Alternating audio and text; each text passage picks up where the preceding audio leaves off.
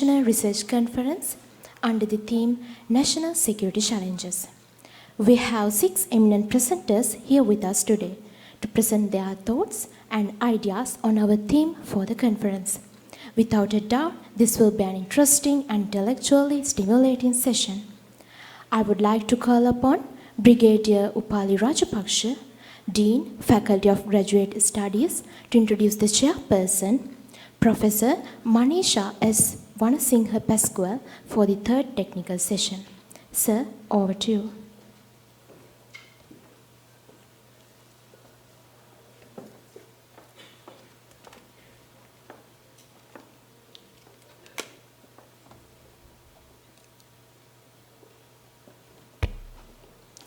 Distinguished invitees, students of Recording in progress. Students of General Surgeon Kottala Defence University, ladies and gentlemen, good morning. On behalf of the Vice Chancellor, I welcome you all to the Defence and Strategic Studies Technical Session 3 of the KDU International Research Conference 2022, in which the presenters will deliver their papers on the sub-theme National Security Challenges. It is my pleasure to introduce the chairperson of the session, Professor Maneesha S. Wanasinghe-Pasquel, from the Department of International Relations, Faculty of Arts, University of Colombo, to the audience. An alumnus of the University of Colombo, BA First Class, John B. Kroc Institute, University of Notre Dame, MA International Peace Studies, and School of Conflict Analysis and Resolution, SCAR, George Mason University, USA, PhD in Conflict Analysis. Dr. Maneesha S. Wanasinghe-Pasquel's research focus has, though somewhat electric, has consistently been on conflict analysis and human security. This is reflected in her research interests. A published author with 2 books on research methods and on food security in Sri Lanka, Dr. Wanasinghe-Pasquel currently completing a research on the caregivers of persons with disability in Sri Lanka. Dr. Wanasinghe-Pasquel has conducted research on peacekeeping, Sri Lanka's foreign policy, empowerment of youth and women, and on meta-narratives. A consummate professional with over 20 years of teaching at university level, Dr. Wanasinghe-Pasquel has been instrumental in designing and introducing over 20 new course modules to the undergraduate and postgraduate programs at the University of Colombo and other educational institutes. Dr. Wanasinghe-Pasquel's experience in conducting staff development, student-centered teaching, and blended teaching is considerable.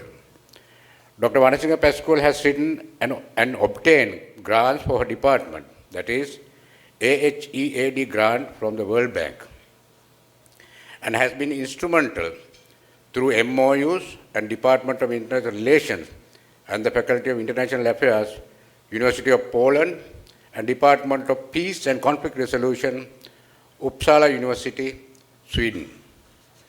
While thanking her being here with us today, accepting our invitation, I now cordially invite Professor Maneesha S. Wanasinghe-Pasquel to the stage and chair the Defence and Strategic Studies Technical Session 3.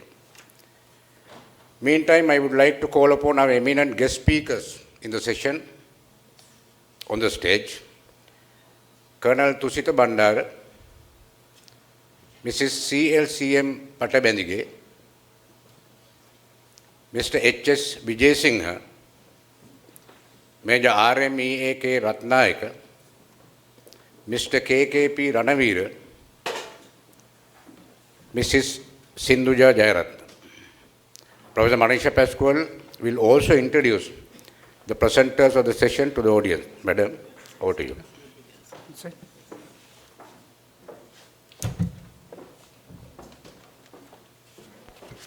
Thank you so much, and thank you so much for inviting me to grace this occasion and to actually be a part of such august gathering. A little bit of housekeeping. I'm very strict when it comes to timekeeping. So start from that. Let me invite the first speaker, Colonel Thusita Bandara, who's a senior military officer, presently serving at the Ministry of Defense.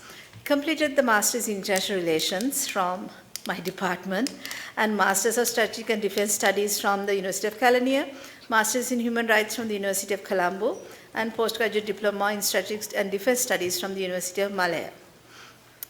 He has extensive experience and is currently doing his MPhil PhD, and he's looking at Paradise on Fire, analyzing security paradigm shift in Sri Lanka 2020 to 2022. Over to you.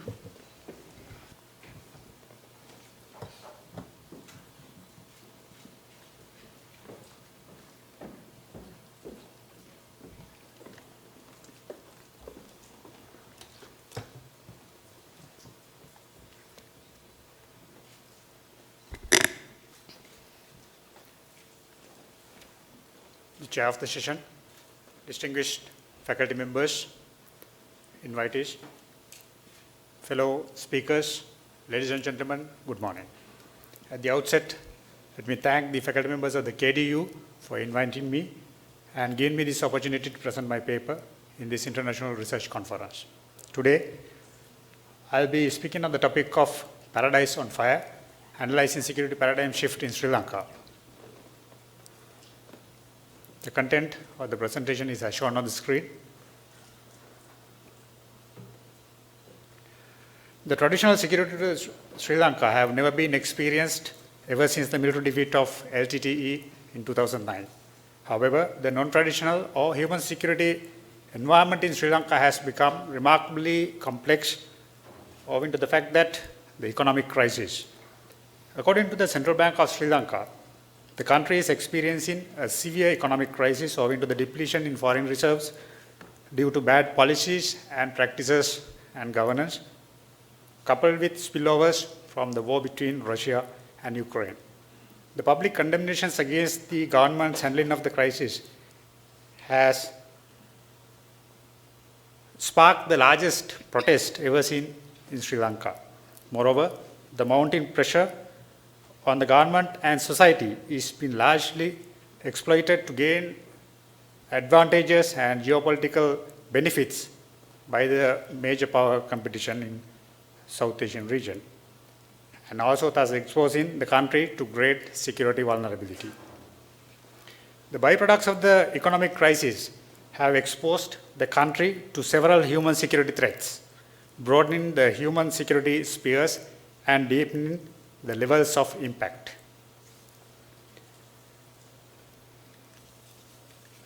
Over the past several decades, the concept of security has been a subject of several contentions and debates attributed to its ambiguous nature both in format and content.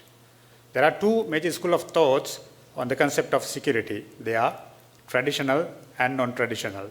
The first, traditional security paradigm is realist construct of security in which the referent object is state, largely defined in military terms, which is ethnocentric and too narrow. The second school of thought conceptualizes security as the non-traditional or human security. This school attempts to deepen and widen the scope of security.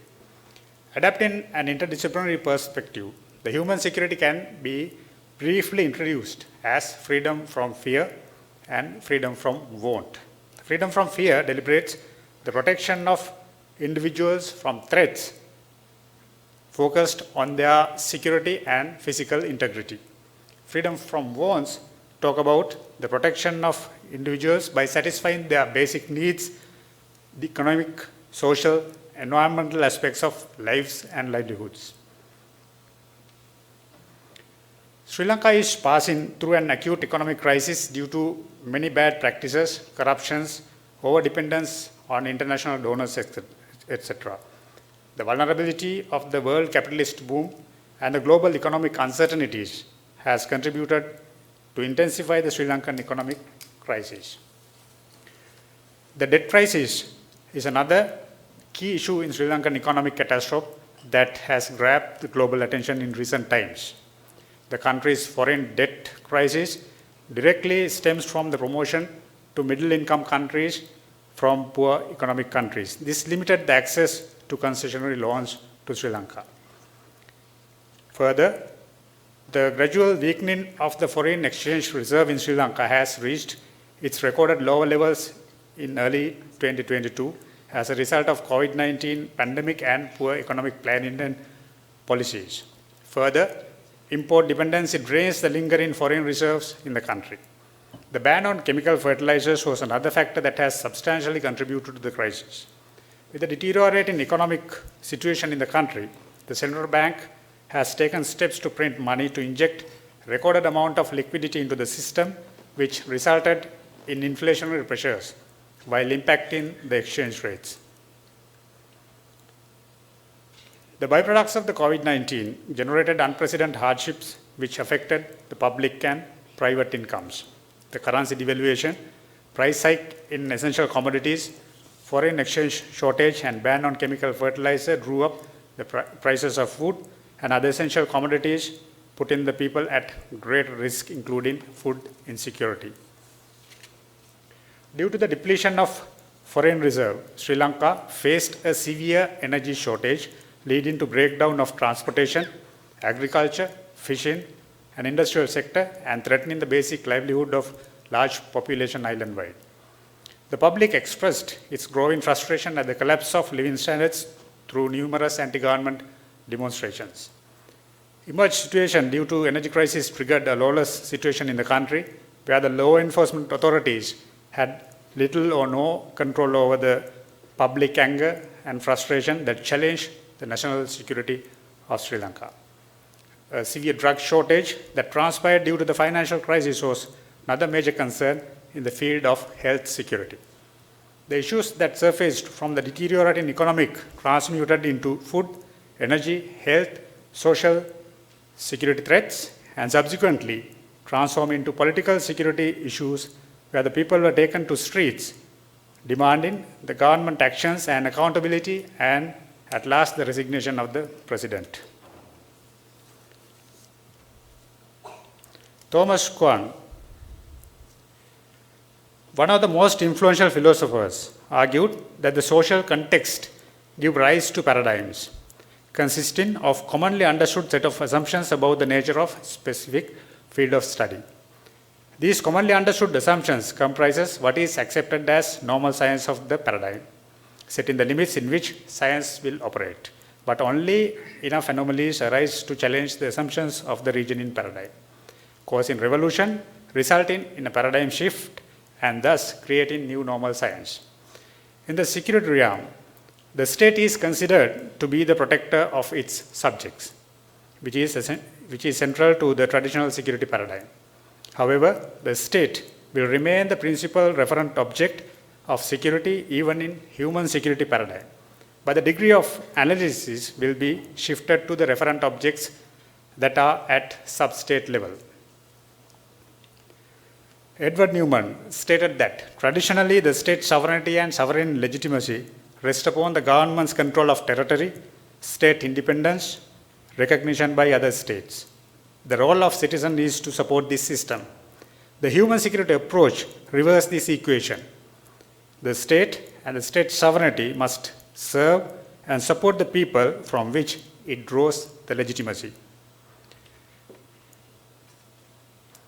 In the Sri Lankan security context, the commonly understood assumptions on the security were based primarily on the military security, which means traditional paradigm. However, the economic crisis has generated many human security threats that challenge the reasoning paradigm of traditional assumption of security of Sri Lanka.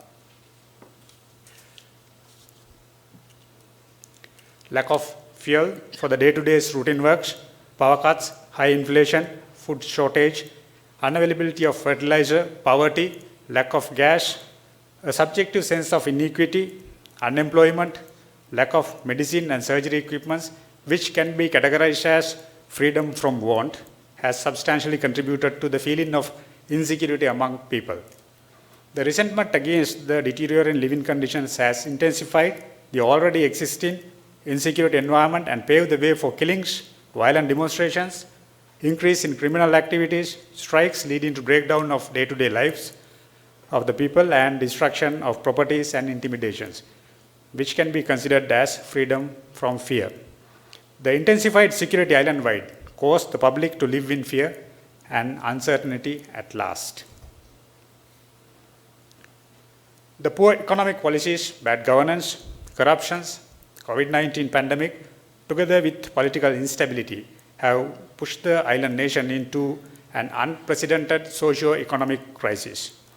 The economic crisis substantially affected large part of the Sri Lankan population and exposed them to diverse human insecurities. Traditionally, the state is considered the foremost actor in guaranteeing the protection of its citizens from internal and external aggression. If the state is targeted, invariably, the citizens are also subjected to insecurities. Contrary to the traditional assumptions of the state as the protector of its subjects, the majority of the Sri Lankan people assume that the state was a major threat to their lives and well-being due to bad governance, corrupt administration, inefficient policies, and weakening of rule of law, which led to the crisis, thus challenging the commonly understood traditional security paradigm and triggering a shift, resulting in the emergence of human security paradigm in Sri Lanka. Thank you.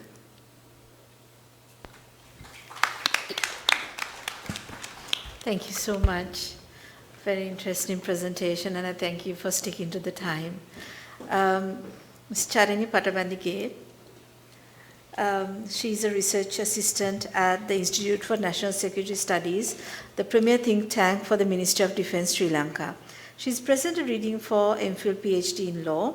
She holds a BL, a Bachelor of Law degree with the second class, and an advanced diploma in transitional justice from the BCIS with a distinction pass. She is represented Sri Lanka at the International Scientific Practical Conference on Regional Security in Asia in the context of preventing new challenges conducted by the Conference in Interaction and Confidence Building Measures in Asia, CICA. And she will be presenting on LTTE and disinformation. Is Sri Lanka ready to win the intangible war? Ms. Patabendige.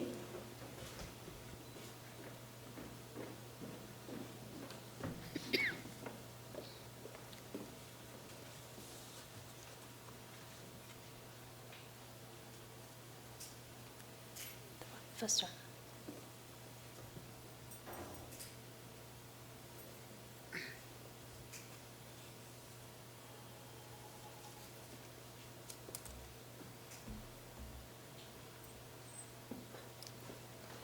Honorable Chair, Brigadier Upali Rajapaksha, the academic staff of KDO, my fellow panelists, and the staff gathered here today. The topic is LTTE and disinformation. Is Sri Lanka ready to fight the intangible war? The table of contents are as flashed on the screen. Okay. Firstly, when talking about this topic, I'd like to draw your attention very briefly to what is national security, what is the definition of security, which we all know as the people who are in this field. Now the security is no longer restricted to militaristic aspect. Now the scope of security is so vast that it entails human security traits too. Economic security, energy security, human security as well. So due to those reasons, the battle space where earlier the war was fought in the battlefield, it has now also shifted into the virtual space, which means the war is now fought in the cyberspace, virtual space. Sometimes where the war starts and where the war is heading is a strenuous task to administer. One such way of waging war by LTTE, who are a terrorist organization, ruthless terrorist organization vanquished by Sri Lankan government thanks to our military officers and police, and also the vice civil administration. But currently, we are again facing a war. The new war that is used is disinformation. Now, as you see on the screen, disinformation can be defined as deviant information, where it also known as information which is imparted to enhance the awareness, insight, understanding, disinforming communications, blend intent and action to distort, deceive, and dissemble. And also another scholar says that disinformation and propaganda are phenomena which are characterized by 4 features, namely designed to be false or manipulated, or misleading, or is content in unethical persuasion techniques, has the intention of generating insecurity, tearing cohesion, inciting hostility, or directly to disrupt the democratic process on a topic of public interest, and often used to automated dissemination technique to amplify the effect of communication. Unlike misinformation, disinformation is a deliberate act, which itself shows the malicious intent, which is the mens rea. Another definition is on the deliberate information, where public communication have been found embedded within a number of information, interference, influence operation, and campaigns authored and amplified by a range of state and non-state actors, variously targeting significant democratic events. Now, applying this to Sri Lankan context, we can see that Sri Lanka is a sovereign state who has able to preserve the territorial integrity, but now the soft threat is emanating. We can see that LTTE has been capable of passing laws, memorandum of association, resolution targeting Sri Lanka. With that, my research problem focuses on whether Sri Lanka is ready to fight disinformation committed by LTTE and its international network. My research objectives and research questions are as flashed on the screen. And going to the methodology very briefly, my research takes a qualitative approach where existing sources are taken into hand, but I have also used primary sources such as legislation and judicial precedents to showcase the gravity of the issue in hand. Looking at the analysis before going into what is disinformation and LTTE's conduct, it's important to tell that the importance of this topic is the internet, which we all are competent nowadays, is widely used, and we can roam in the internet without any disruption because of the computer literacy of the people. Due to that reason, determining what is a fact and what is fake is a very hard task. Because of this eye candy nature and the fact nature, terrorist groups are using this. Just like a pedophile is utilizing internet to target innocent victims of child abuse, terrorists are using this as a safe place to recruit, procure weapons, and also radicalize and create extremists. Okay, now I'm not going to talk about LTT's history because I'm in a military university, and this setting, I see people who fought the war for us. However, looking at the cyber aspect, before we are speaking about online virtual space heavily, even in times of 1998, which we did not have sophisticated technology like that, LTT was capable of spamming our ministry websites, and they did it recently also, which showcases their strength. And now, as you see on the screen, there are a range of websites created by LTTE. These are not overnight success, and when you go to the link, you can see LTT flags, LTT being a proscribed organization in 30 countries, irrespective of it. When you access those websites, you can see in different languages the history of LTT. They are venerated as a group who fought for the freedom, even though they are a terrorist group. So, as you can see, LTT is using avatars. Because of that, determining the perpetrator is a difficult task. And the person can be in another country, but uploading things in this setting. So how can we ascertain the perpetrator is another question. Now, as you can see, the allegations Sri Lanka is focused upon on, which are very burdensome allegations. We are accused of Tamil genocide, human rights law violations, humanitarian law violations, causing intergenerational trauma, and taking away the Tamil homeland. The scholarly article included the word snatching away the Tamil homeland. I was sensitive enough to take it off because I don't think we have committed it. So going on to the 1948 Geneva Convention, as you can see, Sri Lanka is a party to. Genocide is defined as any of the following acts committed with intent to destroy whole or in part national or ethnic group. Now, what is important is that killing members of the group, causing series of bodily mental harm, deliberately inflicting grouping conditions of life-circulated activities, imposing measures intended to prevent births, forcibly transferring children. Now, are we, as Sri Lankans, believe these things are committed by us? If we have massacred a part of Tamils, how are we living in a community which is multi-ethnic? The thing is, war was fought between Sri Lankan government and the LTTE, which is perceived as a war between Sinhalese and Tamils, which is not an accurate thing. Under Article 1 of the United Nations Charter, we have the ability to defend our rights and maintain peace and security, to take effective collective measures to prevent and remove the threat to peace and preserve the territorial integrity.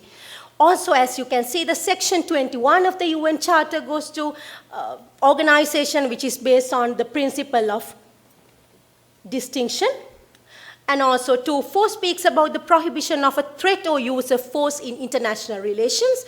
2.7 goes on to UN has no authority to intervene in matters which are within the domestic jurisdiction, where this comes to the point that non-intervention for domestic matters. So my argument is that Sri Lanka has not defended the rights sufficiently, neither legally or by way of social media.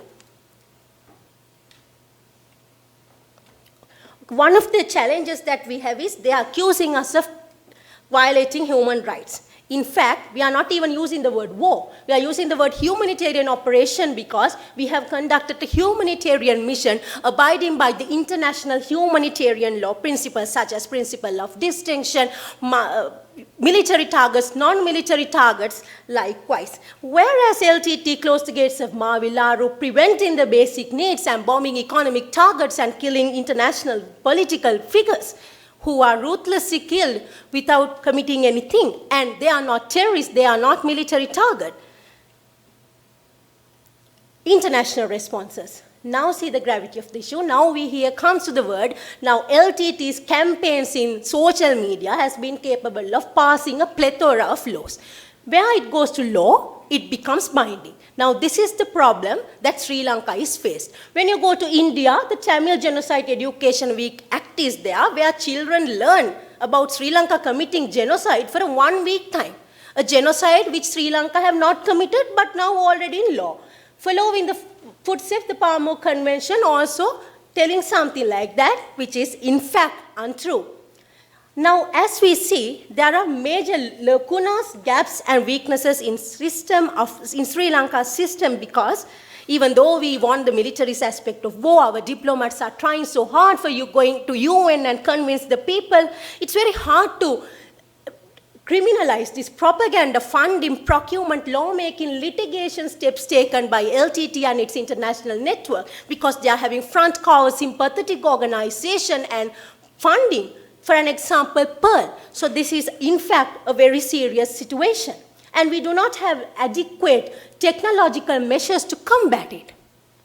So my conclusion is that if you tell a lie big enough, as you can see on the screen, if you keep repeating it, it eventually comes to believing, as Joseph Goebbels says. So more you tell it, more it becomes true. More you go to the internet and search it. When you type the word genocide, Sri Lanka becomes the first word. So what is happened? It sets the precedence as Sri Lanka committed genocide, where innocent Tamil people and youth living in overseas are unaware of this. They are typing it in the Google for do their history projects or whatever. Sri Lanka has committed genocide without even witnessing or stepping into Sri Lanka, which is there in her motherland.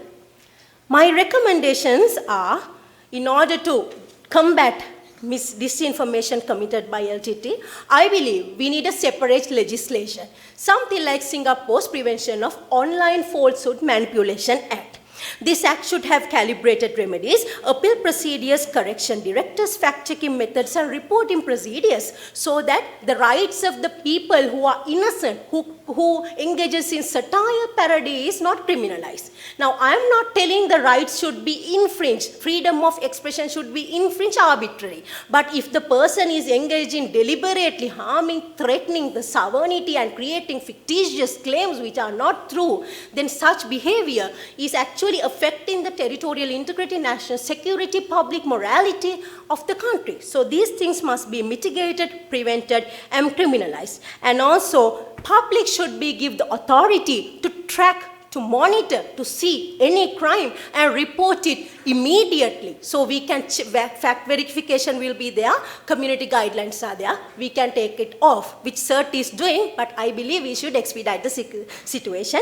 Finally, I believe we need a team of cyber warriors to counter the false narrative.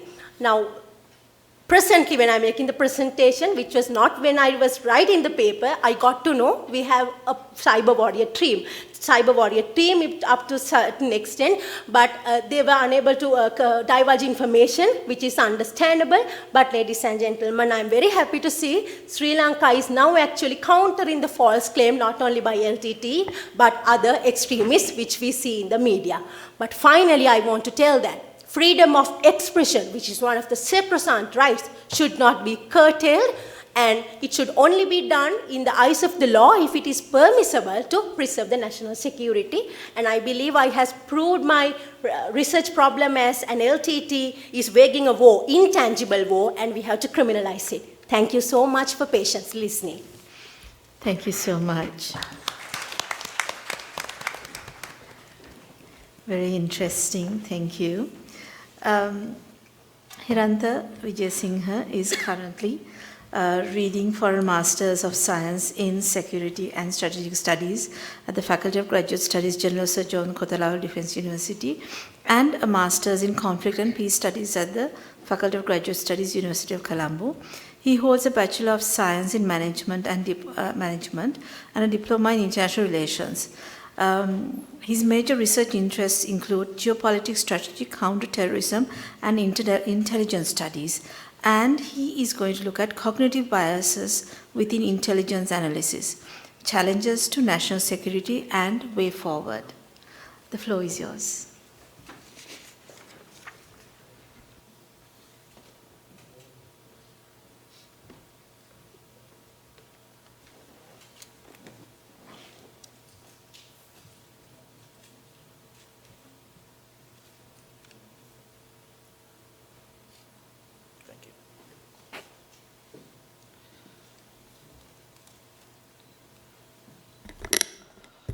The Chair, distinguished guests, fellow presenters, ladies and gentlemen, good morning.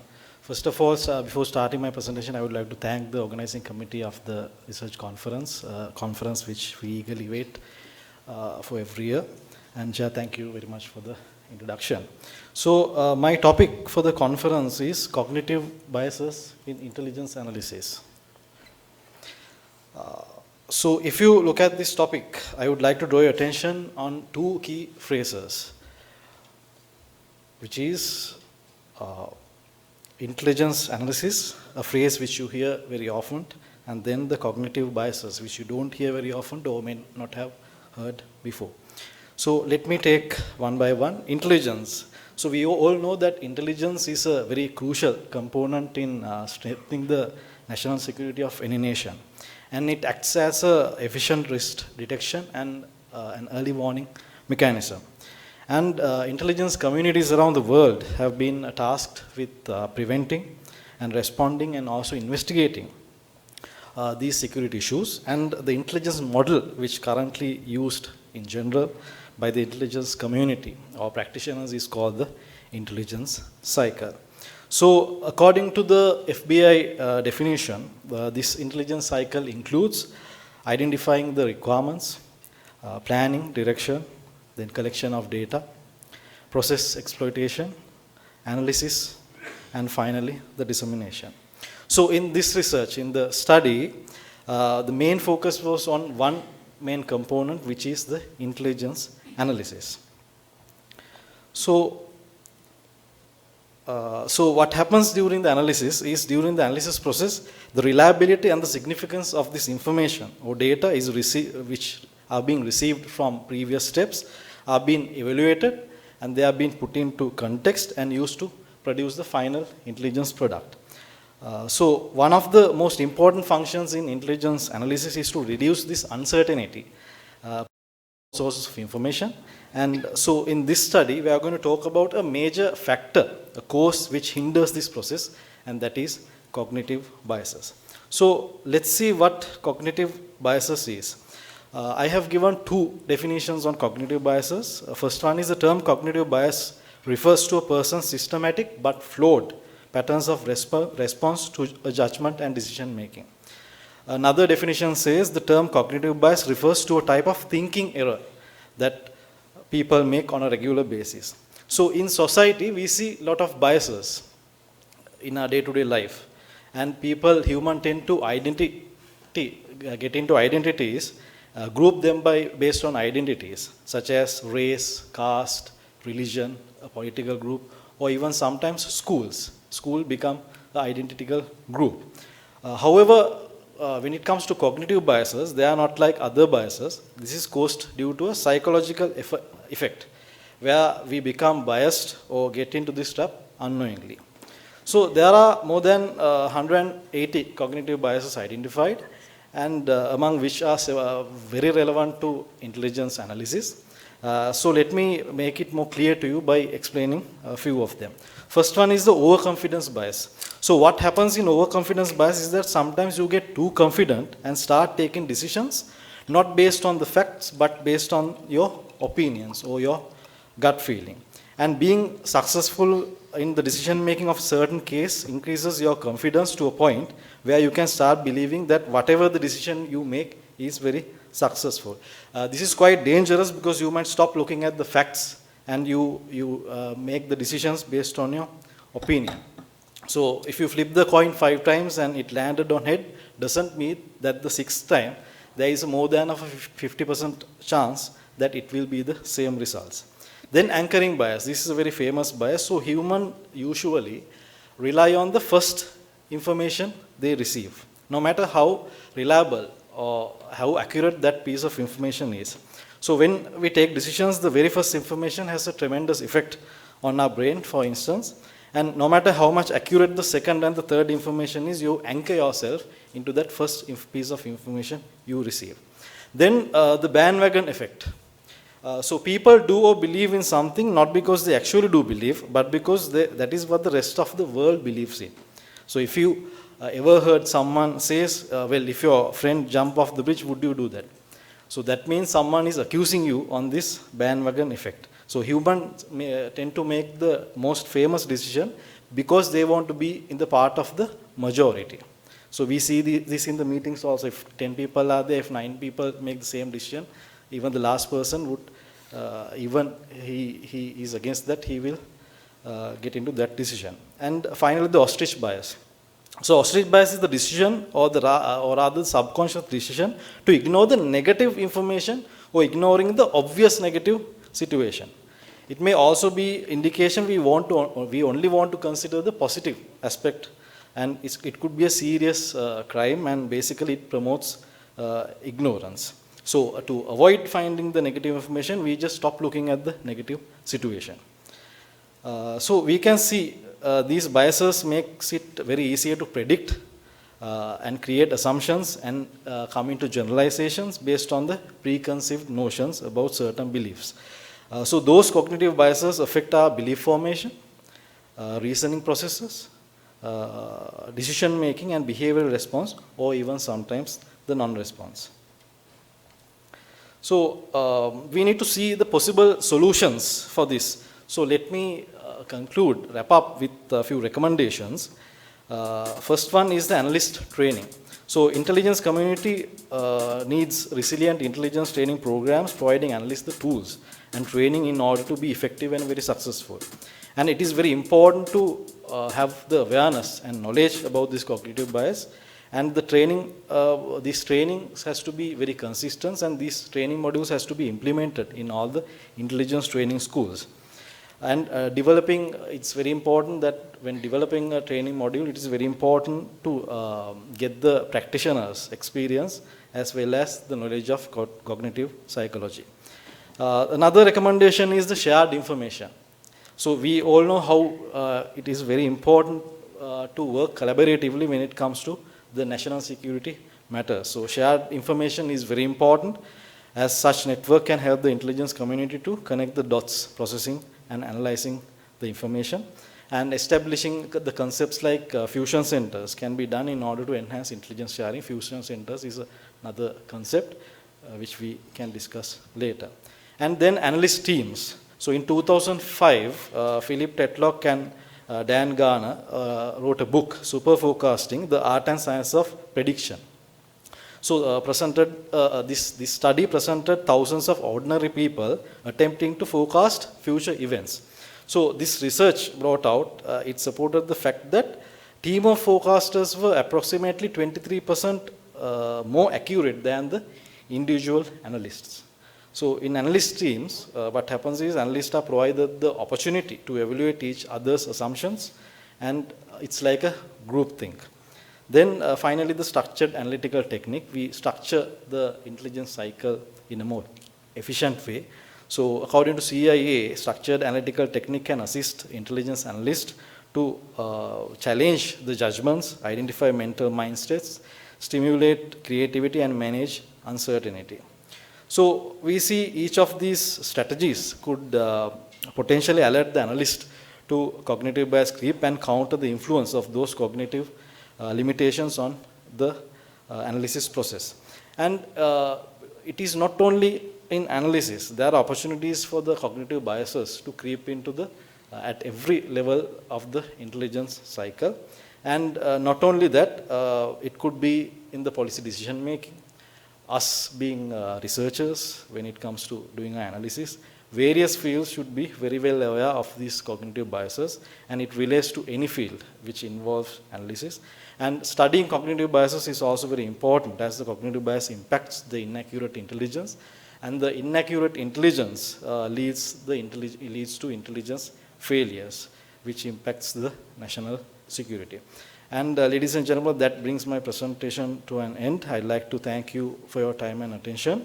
And I would also like to acknowledge few resource persons to my research. Shane Britton, former Director Intelligence, Senior Counterintelligence Trainer in Australian Government, Professor Rohan Gunaratne, Major General Uday Perera, Dr. Malkanthi Hettiarachchi, and also for the patronage and guidance given by the Dean, Faculty of Graduate Studies, Head and the Academic Staff of Department of Strategic Studies, KDU. Thank you very much.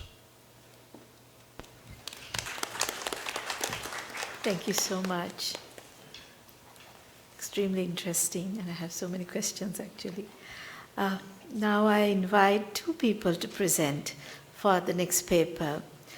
Major Rathnayaka, who is currently working as a research officer of the Faculty of Defence and Strategic Studies in General Sir John Kothawala Defence University. He is following both MSc in Strategic Studies and International Relations and MBA in Logistics Management at the KDU. Obtained a postgraduate diploma in Supply Chain Management from Pakistan and a BSc in Electrical and Electronic Engineering from the KDU. Diploma in Ground Artillery Engineering in Ordnance Engineering College, China. He's also completed Logistics Staff course in Sri Lanka and in Pakistan. So he can do multitasking, I guess. I'm also, because of time, cutting his very impressive list of achievements quite short. He possesses 16 years of working experience in Sri Lankan Army. And he's, under the Sri Lanka Electrical and Mechanical Engineers. Miss Sindhuja Wickramasinghe Jayaratne is currently working as a lecturer in Sir John Kothawala Defence University, teaching political science, terrorism, violent extremism, intelligence to undergraduates and postgraduate students. She is a PhD candidate at KDU, focusing on countering violent extremisms in the wake of nationalism. She obtained MSc in Strategic Studies from Singapore and BSc in International Relations from University of London. She's also completed a certificate in Terrorism Studies from the Rajaratnam School of International Studies. And her list of work achievements are also quite extraordinary, but because of time, I'm going to cut it short. So I kindly invite both presenters to present on Return of the Caliphate, the impact of the concept of Caliphate in modern terrorism. Over to you.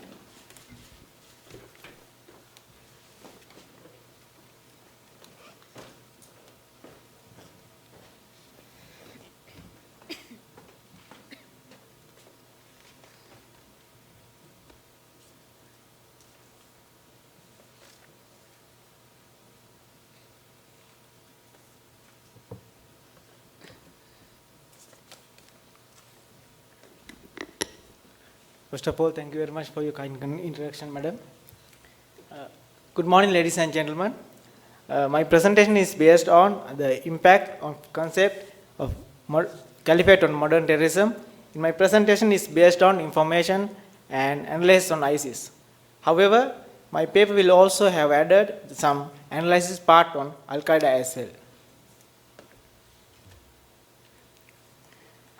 The former leader of Al-Qaeda in Iraq, AQI, or Tamsim Qaidat al-Jihad fi Bidad al-Rahid, Abu Bakr al-Baghdadi released a video on 8 April 2013 announcing the merger between that Jabhat al-Nusra and AQI, Al-Qaeda in Iraq. He declared the union of the two groups to be called as Islamic State in Iraq and Al-Sham. However, the leader of JN, Ahmad Hussein al-Shah Aka Abu Muhammad al-Julani, rejected the union with AQI, pledged allegiance to Al-Qaeda. Since April 2013 to June 2014, ISIS progressed by launching campaigns such as Harvesting Soldiers, which hunted the Iraqi soldiers and captured territory. Besides cities of Syria and Iraq, such as Fallujah, Fars of Ramadi, Raqqa, Mosul, Tikrit, etc., one by one fell under the control of so-called Mujahideen in ISIS. With the success of conquering territory in Syria and Iraq, on 29th of June 2014, Abu Bakr al-Baghdadi, Aka Ibrahim Awad Ibrahim Ali Muhammad al-Baghdadi al-Samrai, proclaimed himself as the Caliph, as stated as the establishment of the Caliphate or the Islamic State. Nevertheless, ISIS is not only transnational Salafi jihad militant organization which had the idea of establishing the Caliphate. Due to time limitation, I will only focus the ISIS in my presentation. Prior to the ISIS, Al-Qaeda fantasized the establishment of the Caliphate, but Ayman al-Zawahiri, the leader of Al-Qaeda, explained it as long-term goal of the organization. Once we come to the objective of my research, both ISIS and Al-Qaeda emphasize the state establishment of the Caliphate or the Islamic State, which makes the Caliphate as an important goal to be achieved through jihad. As a result, this research is conducted to understand the evolution of the Caliphate, elaborate the importance of the Caliphate to the Ummah, that is Muslim population, then examine why the concept of Caliphate is being utilized by terrorist organizations like ISIS and Al-Qaeda for their advantage. Then finally, understand how the concept of Caliphate has fulfilled the goals of ISIS and Al-Qaeda.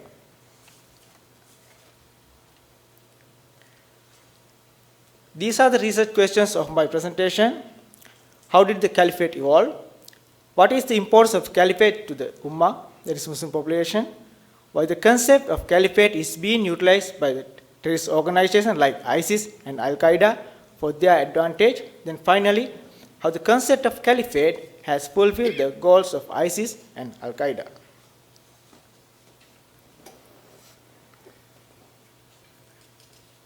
The research will be based on primary and secondary data. Primary data will be collected through interviews conducted, especially on the Easter Sunday attacker, their companion, security forces, intelligence community, and from the questionnaires which will be provided by the Muslim community, individuals from other faiths and ethnicities. The secondary data will be accumulated from books, reports, journal articles, statements, videos, etc. Case studies are also being utilized to analyze the emphasized concepts and circumstances. Therefore, this research is based on qualitative research methods. According to Robert Spencer, the Caliphate is an Islamic theology as the Islamic nation embodying the supranational unity as the Muslim community worldwide under a single leader, the Caliph or successor. That is the successor of Muhammad as the spiritual, political and military leader of the Muslims.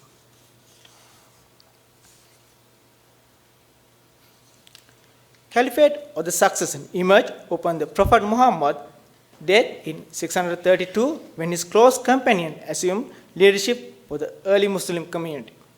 Precisely what this new form of leadership and authority will entail initially was unclear.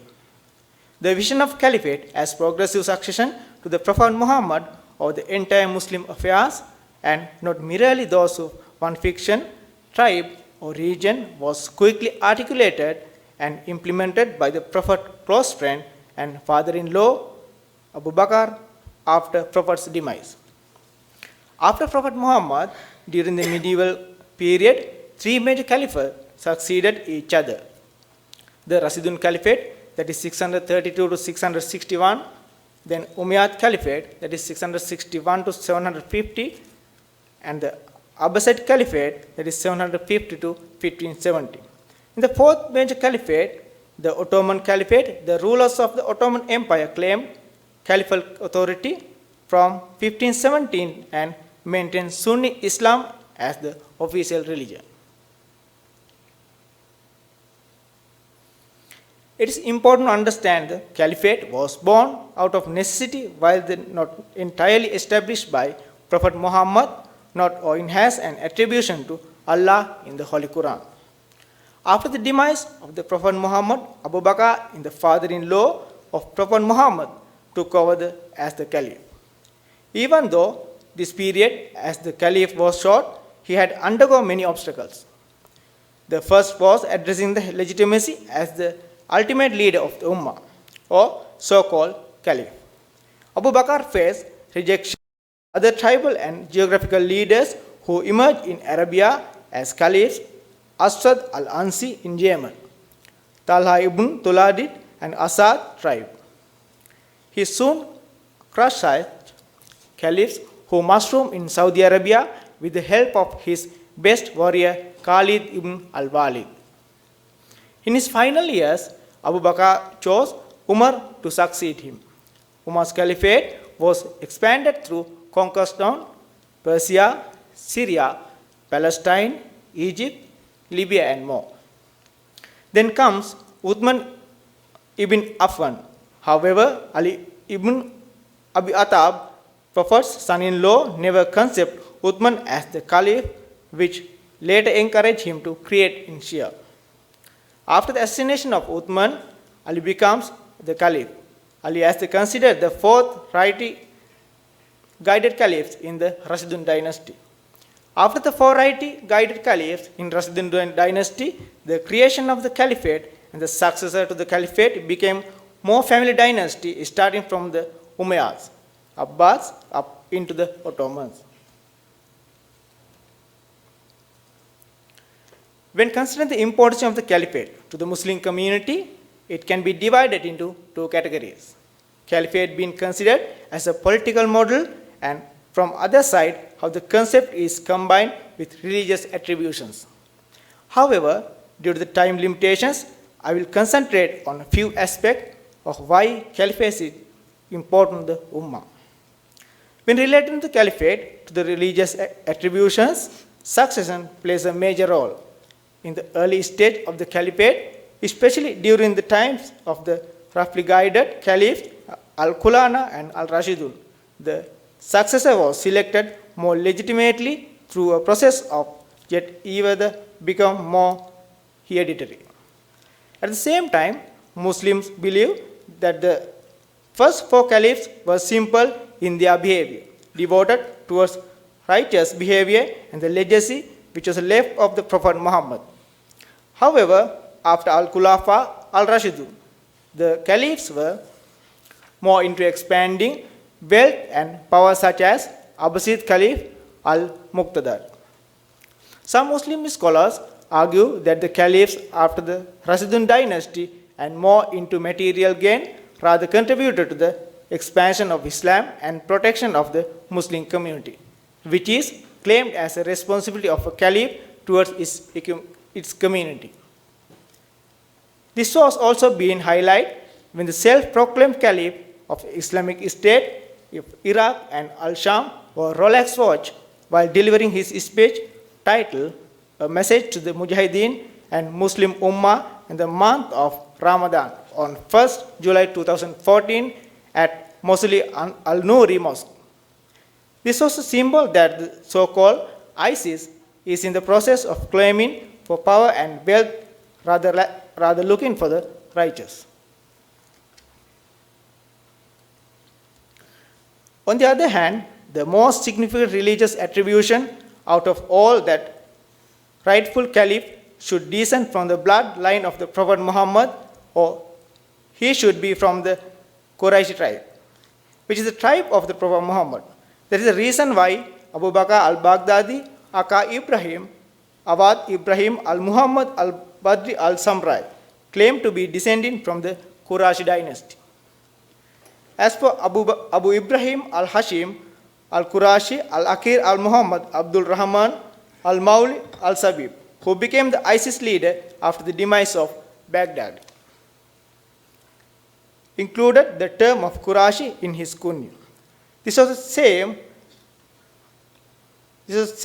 for Abu al-Hasan al-Hashim al-Qurashi Aka Bishar Kahab Ghasal al-Sumaida, was resumed duties as a successor of ISIS after al-Hasan al-Hashim al-Qurashi after February 2022. This is to show that they are descending from the bloodline of Prophet Muhammad. Otherwise, the popular support of the sympathizers of ISIS would fade away from the organization, will perish. These attributes are taken seriously by the Muslims as a result of Salafi Jihad Muslim organization such as ISIS. ISIS have utilized this attribution for their own advantage to maximize recruitment and enhance logistical financial support.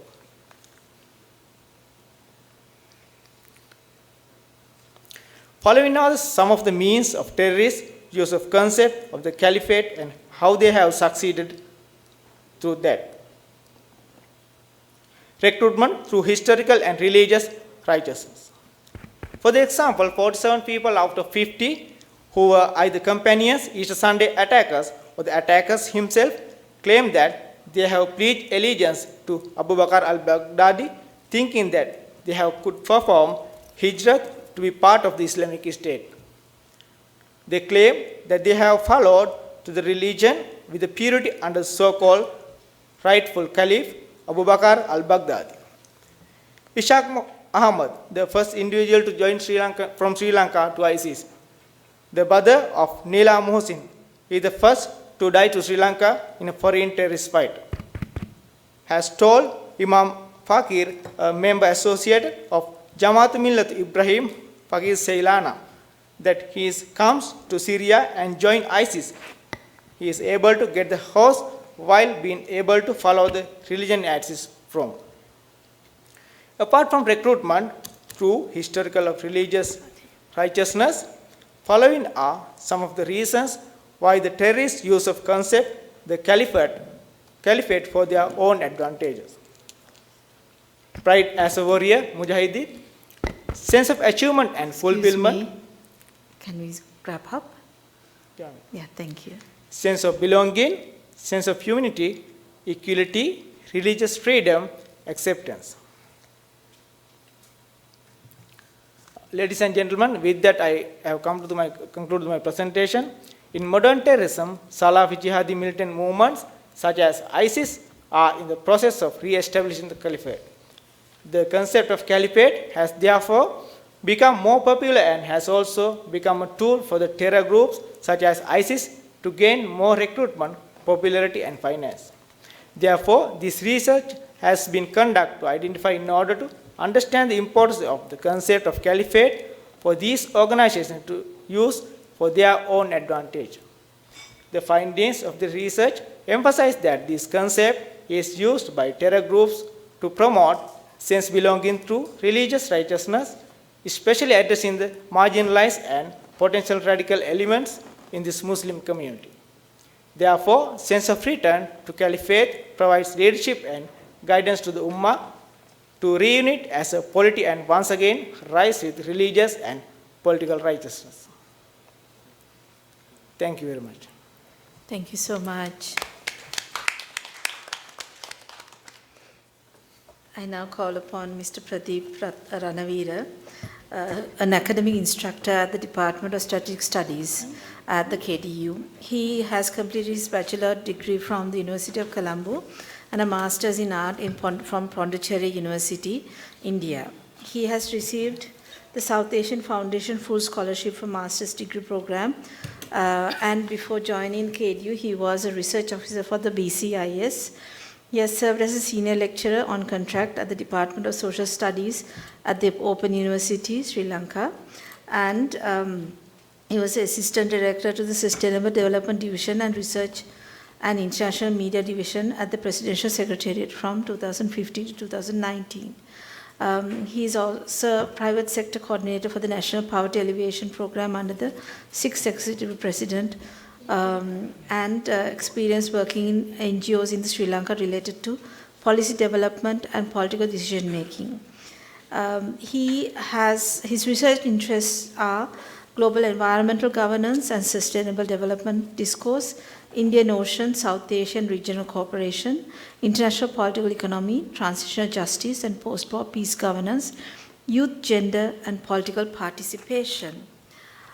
With that, I invite Pradeep Ranaweera to present his paper on adopting the recommended good practices to address violent extremism in Sri Lanka. Thank you.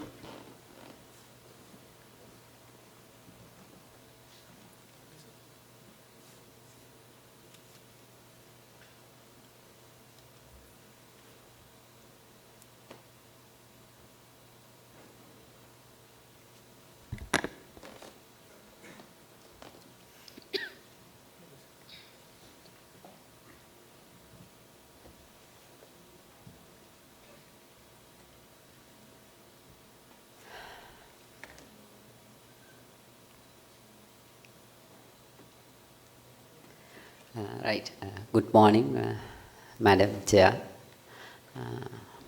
distinguished participants, ladies and gentlemen. It's really an honor and privilege to present my research, which is named as Recommended Good Practices to Address Violent Extremism in Post-War Sri Lanka. By seeing all the faces and seeing some of the earlier done presentations, I see kind of as if most of the people are a bit of exhausted with the very complex informations and facts. But also, let me also contribute and deliver what I have found under this title.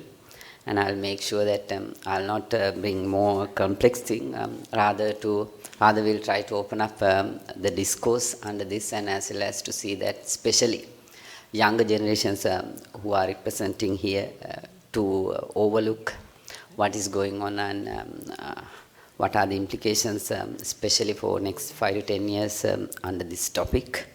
So that's the purpose of bringing this one, and this is the almost very short outline of presentation. And also knowing the fact that given limited timeline, I will try my level best to deliver whatever the essential things related to this research. By taking especially the background, before moving to that, I think most of the people who attended yesterday inaugural session, as well as some of the speakers, including my previous colleagues' presentation, that has almost hinted some of the trends which are emerging in both externally and internally in Sri Lanka as well as in the world. So this is, which is I firmly believe going to be another kind of segment which will influence the entire scenario, not only in the economics but also every segment in many countries when it's come for especially the decision making and the governing process. So by taking the topics as well as Sri Lanka is almost experienced the various extremist activities by seeing its after its independence, especially which are almost motivated by many different causes. So that's the kind of visible factor when it's come for the especially the violent extremism. And also there are reasons behind that which influence, which led to emerge and occur some of the incidents which we define as a kind of violent extremism activities. And also that has led to showcase some of the issues like the problem of power sharing arrangements at the political level, and also the main issue of the inability of building our nations after our independence has led as a major reason to see some of the violent extremist activities. And also apart from that, I'm not going to read everything, but also if we see the decision-making process of even today, which are almost overwhelmingly questionable and very much complex, whether are we seeing the exact and the proper decision-making process as a country who are practicing the liberal democracy. And also some of the representation issues, which has led almost to have going beyond the violent extremism towards having 30 years of war with the government. And also therefore, with all this, I believe that it's very important to address this issue, especially by taking my title of the Forced War Sri Lanka, whereby we don't have now war.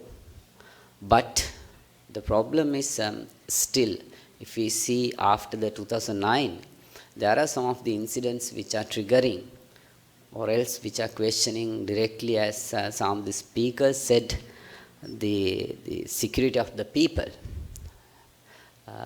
especially the Sri Lankan people. So therefore, I see when we focus on the extremism, especially in Sri Lanka, those are almost linked with both internal and external dimensions as well. Because especially by taking what's happening in the world as a trend of, if we take the trend of Middle East to the Afghanistan, Pakistan, towards shifting these extremism ideologies, which almost we are witnesses with the 2019 Easter Sunday attack, which later claimed by the ISIS as their local partners who associated this incident. So therefore, by seeing the current situation, especially where we are having the kind of economic downturn, which I believe that's very much important in the absence of war, in the presence of economic crisis, how we can deal this extremism. So that is the kind of basic requirement that made me to study this and continue this research. So based on that, I conducted this research. As a methodology to conduct this research, I would say that I use the qualitative method. It has almost employed and used both primary and the secondary data, because especially in the field who considered as major stakeholders to the incidents, I had an interview, and also apart from that, whatever the literature available used to create a definition. So when I started the research itself, it was a kind of challenging thing. I wanted to have a definition over the what does it mean by violent extremism. So thereby taking some of the examples, I almost analyzed and divided basically the definitions into two categories. One is by taking the extremism defined by the almost states as a primary actor. So how the US and the Canada or the Australia or the Pakistan, India, how they define the violent extremism. I have quoted one definition which I am not going to read again. But basically what it says, the political, ideological, religious goals that are almost used influence the people as violent extremism, especially which is taken from the Norway. And also Sweden also use something similar to that to emphasize the violent extremism. And by seeing the intergovernmental or the non-governmental organizations' approach to define it, thereby what I had seen, they had gone beyond the state and rather to see some of the aspect, especially the social layers, how influenced to get attract with the violent extremism when they defined the violent extremism. So therefore, mainly by taking these two, I wanted to create a working definition in order to continue my research. So thereby adopted this as a kind of fundamental definition for continuing this research, whereby the religion and ethnicity or the culture or the language or the political economic differences which used to engage violence, both as a means and also to attract the people as a violent extremism. So that is how I use this, and also by continuing after the finding the common definition, then I found there are terminological issues that where we almost used in interchangeable manner under this subject. Some are using the radicalization as a kind of extremism, some are using the divergence. I'm not going to discuss each and everything, but what I want to emphasize that if we are to address the violent extremism, we have to have a clear understanding about this terminological thing, because even if we take today the PTA or some of the De-Radicalization Act, which we are struggling to exactly have a common definition. So that's one of my arguments from this research. When I conducted this research, the Sri Lanka, what we have to do is to define the violent extremism first if we are to address violent extremism. That is one aspect, by deviating some of the commonly used terminological issues. So that's one argument. And also by seeing some of the legal mechanisms which are existing, including we can start from the Constitution of Sri Lanka, which is almost talking about the fundamental rights and the equality, rule of law, and the law enforcement, which I had taken very recently, some of the updates that had done, especially the de-radicalization, and also the PTA, which are almost subject to the critics and the discussions. So from there, these are the two things mainly associated in order to address the violent extremism. And I analyze almost these 4 incidents as a kind of violent extremism incident, especially after the war. This 2015 incident which has happened in Aludgama, and the Gintote incident, and 2019, especially the Sunday attacks, including after the Parliamentary Select Committee reports. So this is what I have discovered. I mean, understood that it's a kind of shifting the nature of violent extremism in Sri Lanka from ethnic ideologies towards religious to almost at the present towards the economic ideology, which I see the more danger on it.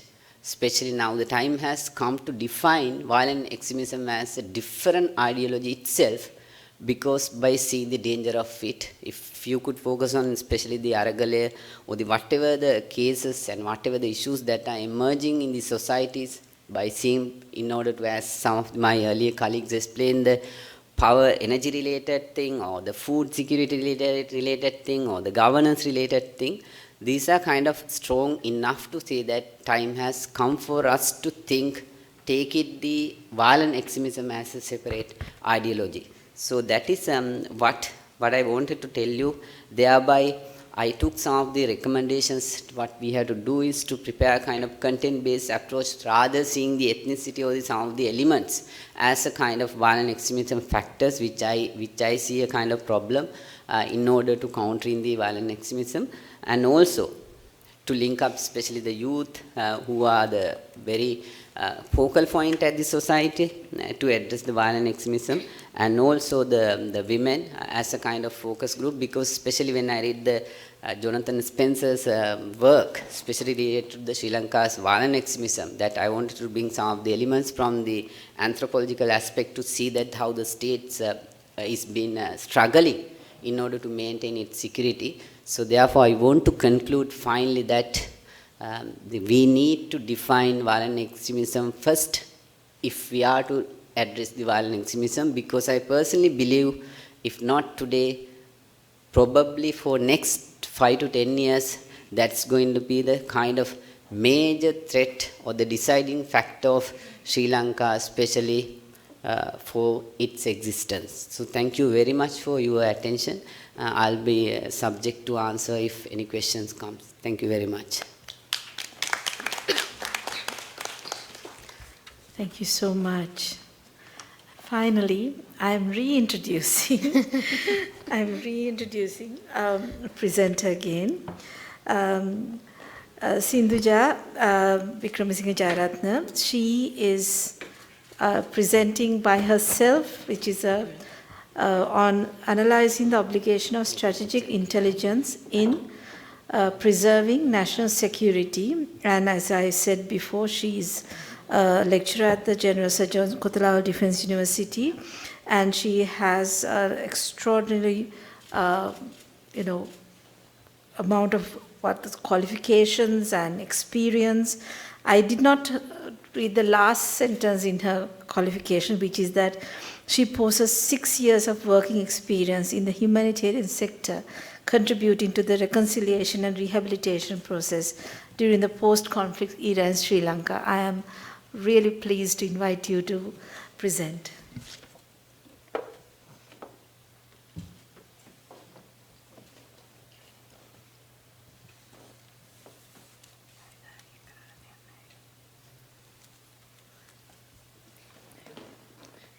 Thank you.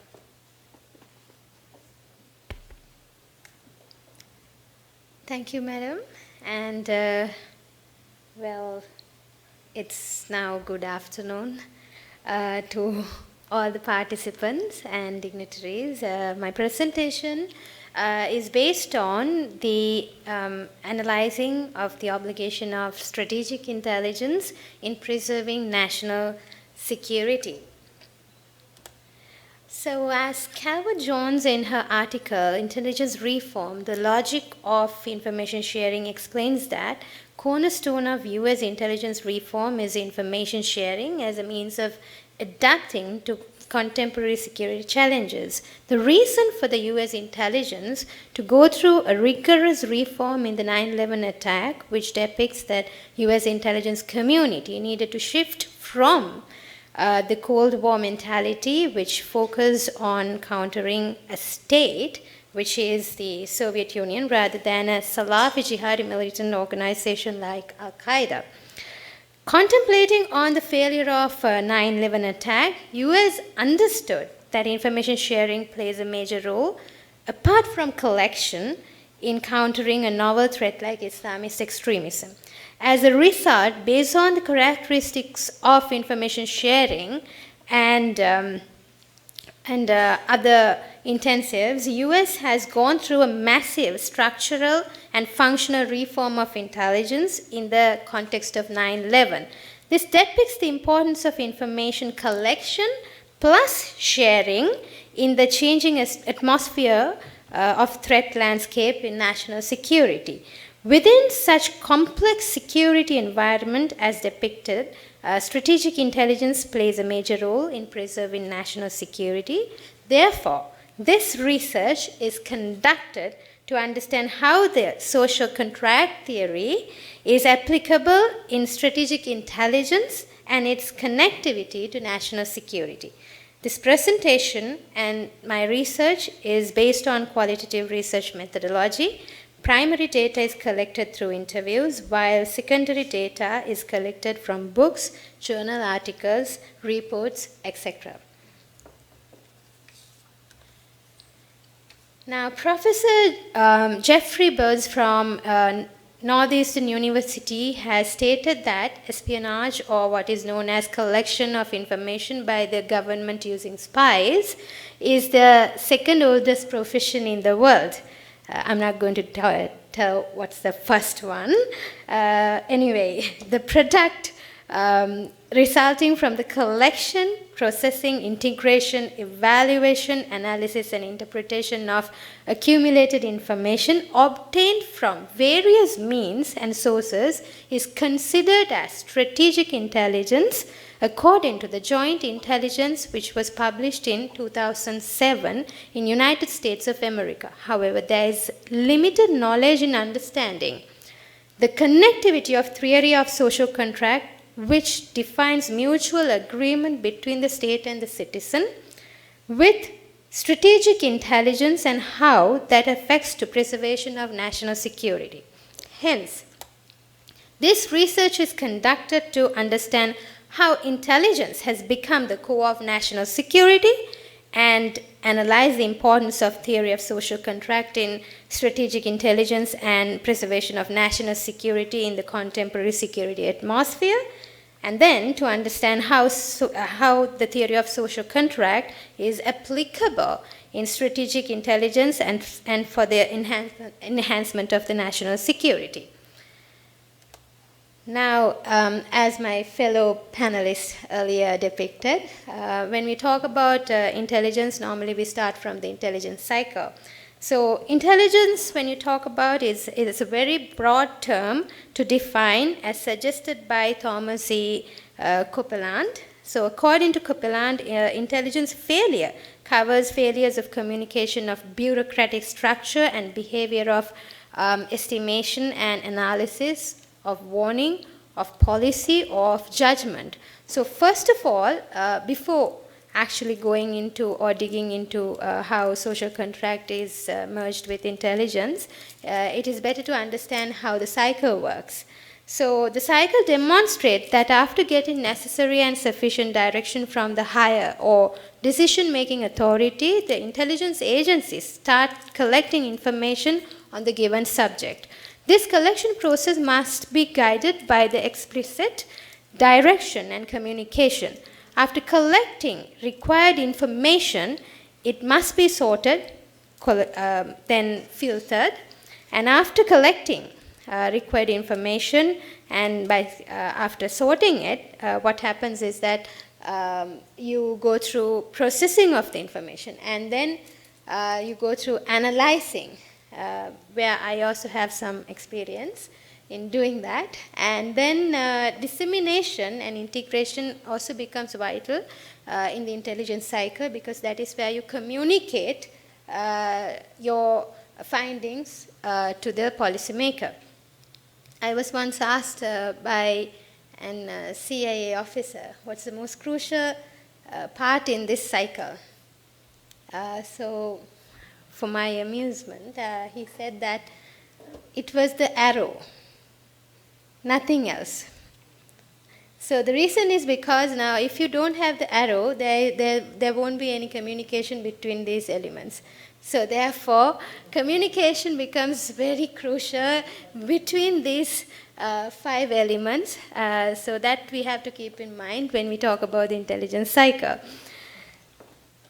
Then when you talk about the Easter Sunday attack, we can actually see that it is a consumer-producer failure, and it enhances, or it actually depicts the relationship of the failure of the consumer-producer atmosphere in intelligence. Therefore, this showcases the importance of strategic intelligence in maintaining national security, and how failures in any stage of the cycle can affect the maintenance of peace and security in the country.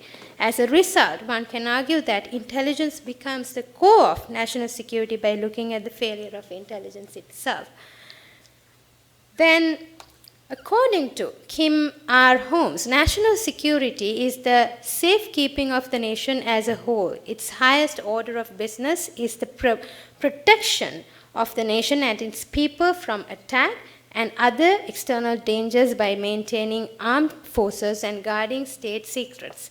So within this context, social contract theory, which was introduced by Thomas Hobbes, John Locke, then also adding to it by Jean-Jacques Rousseau, explains the connectivity between the citizen and the ruler, where the citizens give up certain amount of right to expecting protection from the ruler. So within this process, in order to provide security for the citizen, ruler needs to strengthen the core of the national security that is highlighted as strategic intelligence in this presentation. Now I come to my findings. So when considering the findings of my research, it is identified that the policymakers lack in understanding the importance and the functionality of strategic intelligence in providing the security for the citizens and how it becomes a strengthening pillar of the relationship between the ruler and the citizen. Then the intelligence community also lacking understanding the role and task it plays in bridging the ruler and the citizen by being the core of the security element. Then citizens lack in comprehending the importance of role played by the intelligence community in providing and establishing security. This emphasizes the three elements functioning in mutual exclusiveness without engaging collectively. So, because of that reason, this research emphasized on two recommendations to build the collectivity between intelligent citizen and the ruler. Within such nature of lack of understanding between the citizen, the ruler, and the intelligence community on the role played by one another in preservation of national security, the first thing to do is to make the three elements aware about the collective contribution made by the three elements to national security, especially mentioning the contribution of consumer-producer relationship between the intelligence community and the policymaker needs to be re-established, and the same should be established between the citizen and the intelligence community. So, in conclusion, the strategic intelligence is vital for national security, in fact can be pointed out as the core of it. However, there is a problem in understanding how national security is being influenced by relationship between the intelligence ruler and the citizen. It is connected to the theory of social contract. It has been observed that the three elements functioning separately rather than collectively due to skepticism and lack of awareness. Therefore, this presentation highlights the obligation of intelligence in preservation of national security through bridging the citizen, ruler, and the intelligence community. Thank you very much for being a wonderful audience.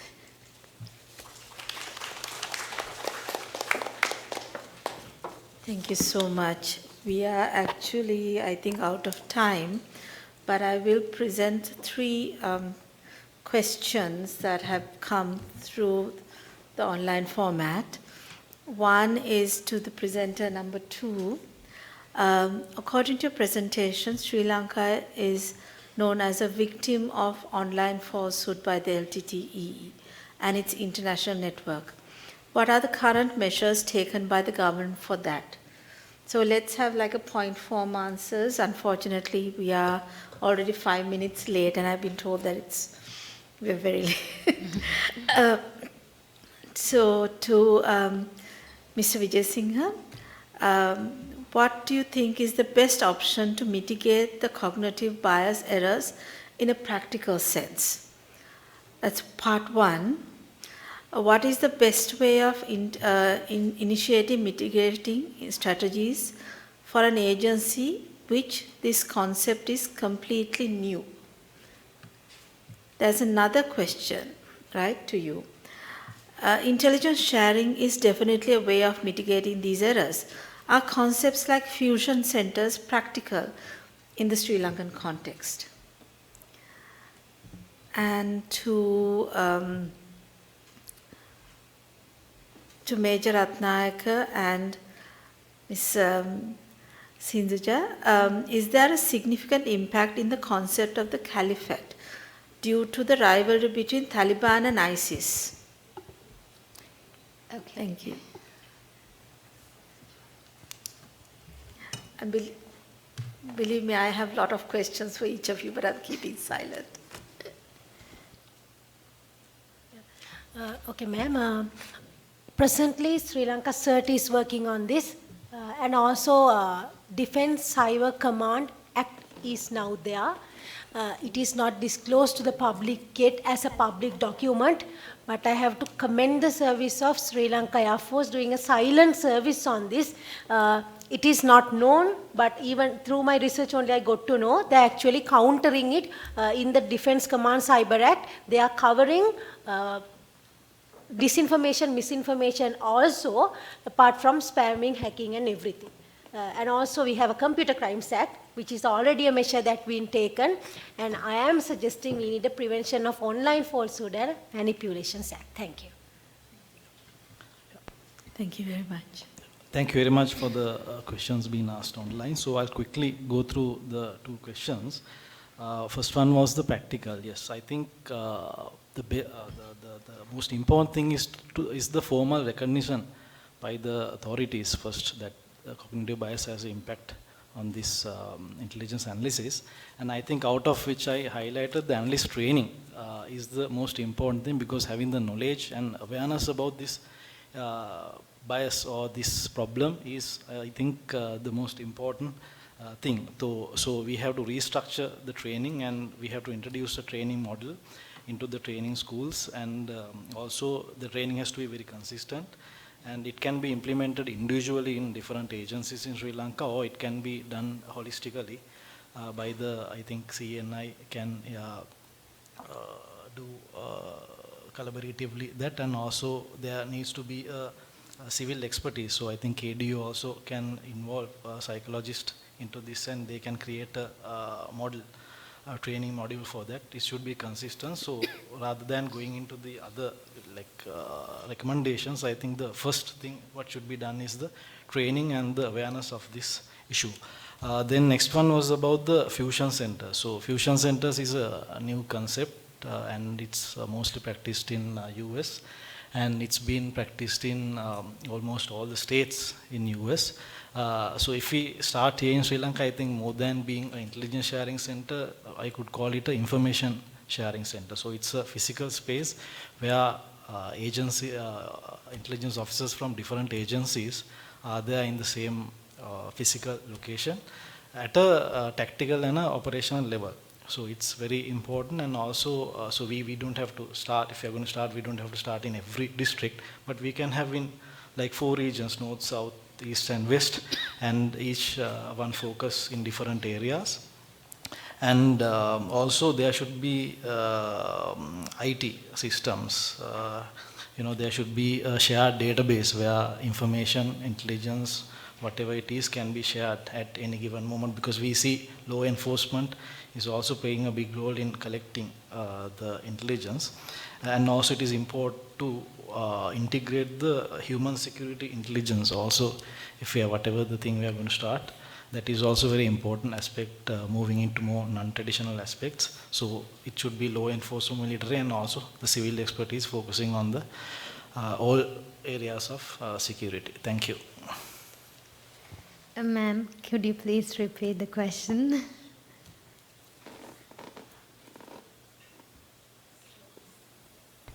Is there any significant impact in the concept of the Caliphate due to the rivalry between the Taliban and the ISIS? Okay. First of all, when you look at Taliban, it is claiming for an emirate. It's not claiming for a caliphate. So there's a distinct difference between Taliban and ISIS. And when you look at the rivalry between ISIS and Taliban, Taliban has been in Afghanistan for a long period of time.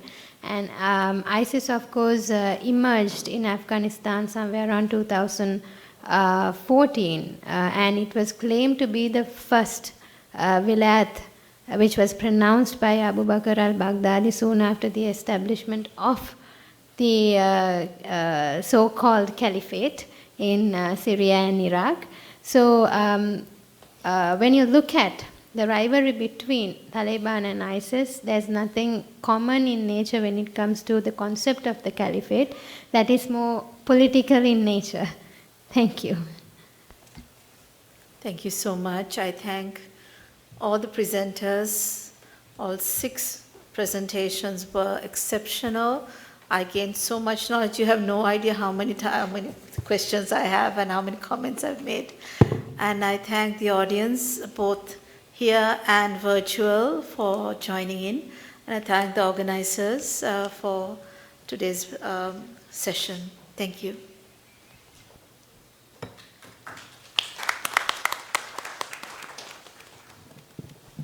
Thank you, madam. That was a very interesting and fruitful discussion. And I believe we will all leave this auditorium with much food for thought. I would like to once again thank the chairperson, Professor Maneesha S. Wanasinghe-Pasquel, for gracing the third technical session on defense and strategic studies with the presence among her busy schedule.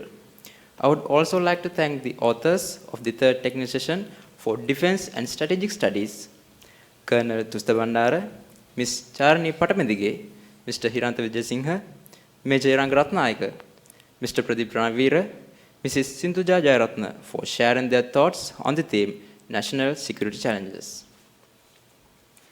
I would now like to call upon Major General Retired Gamin Hettiarachchi, WWV, RWP, RSP, USP, PSC, former Commandant of KDA, accompanied by Dean, Faculty of Defense and Strategic Studies, Colonel Prof. Rathnayaka, to present the token of appreciation to Professor Maneesha Pasquel Wanasinghe, the chair of the third technical session on national security challenges.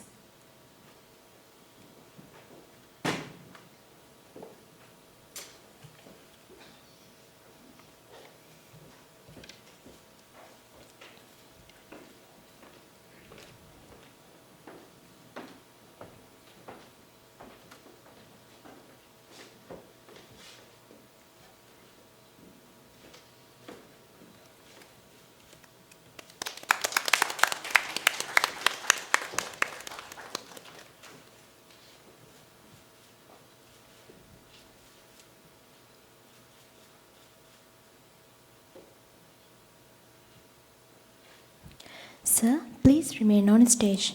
Now, I would like to invite the presenters to receive the token of appreciation. Colonel Thusitha Bandara.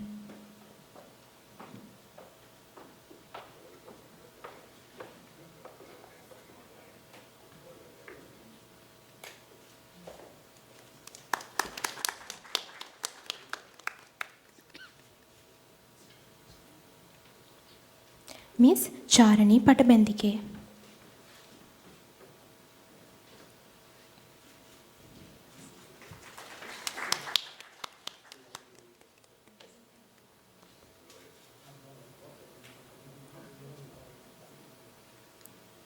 Mr. Wijesinghe.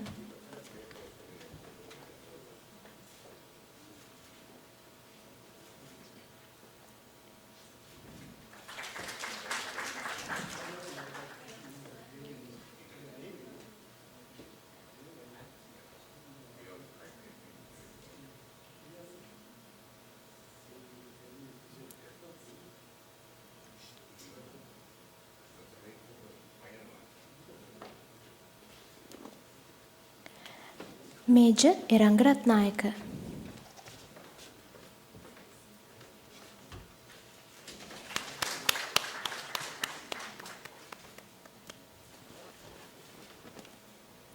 Mr. Prof. Ranaweera.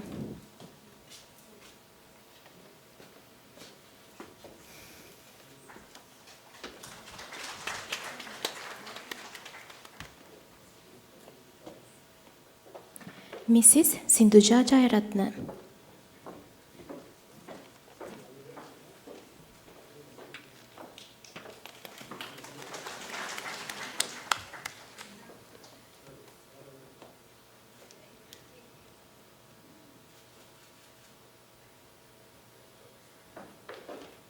Thank you, sir.